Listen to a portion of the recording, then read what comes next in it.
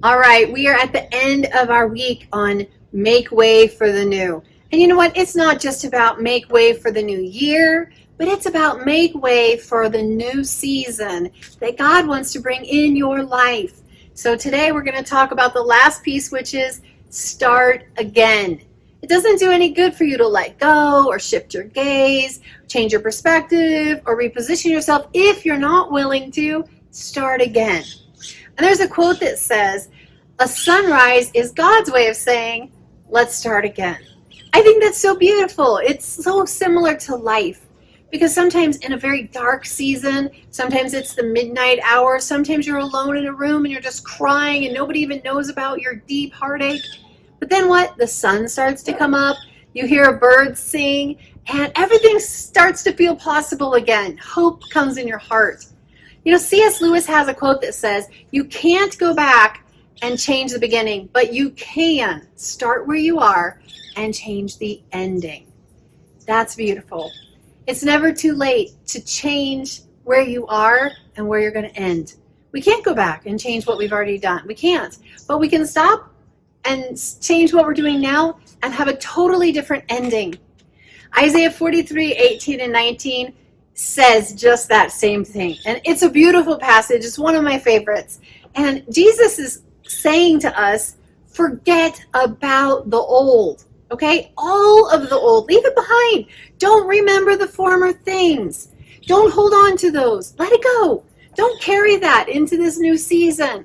I'm wanting to do a new thing. He's getting ready to say, I'm doing a new thing. But before he can do that new thing, he's saying, let go of the old.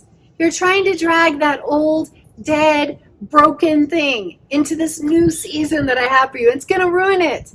It's the same way. How many of you ladies, my Indian women who make curd, we have to take a teeny little bit of curd, right, and put it in the milk to make curd. But if you take too much, what happens? It ruins it. It's sour. It spoils it.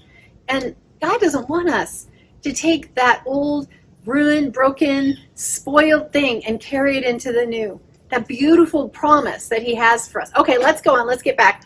All right, so he says, leave behind that. Okay, so now let's come to verse 19. He says, behold, I am doing a new thing. I will do a new thing. God's a promise from God. We can count on him. He always keeps his promises.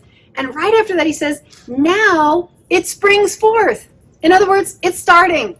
And then he says, behold, he says, shall you not perceive it? Shall you not know it? You know what that means? It means it's possible for God to be doing something new and you miss it. You miss it. Wow. I would never want God to be giving me the breakthrough I've been praying for or giving me a new way. And I'm so busy looking at the old that I miss it. Hello. I'm not just talking to myself. Come on, raise your hand. You know that's you.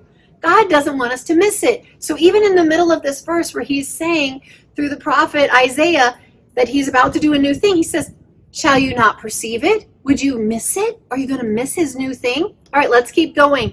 He says, I will make a road in the wilderness and rivers in the desert.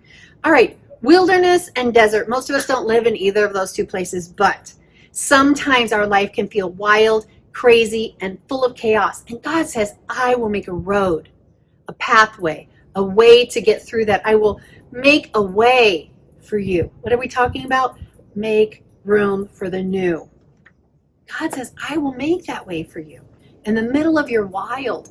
And you know, in a desert, what people want more than anything else is not how they look, not if their hair is in perfect shape, not what car they're driving, but they want water.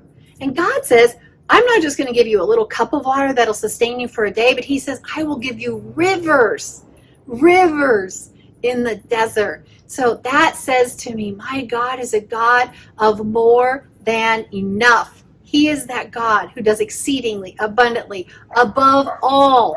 He doesn't just give you a cup of water in the desert, friend. He gives you rivers. Why? Not just so you can survive, so that you can flourish.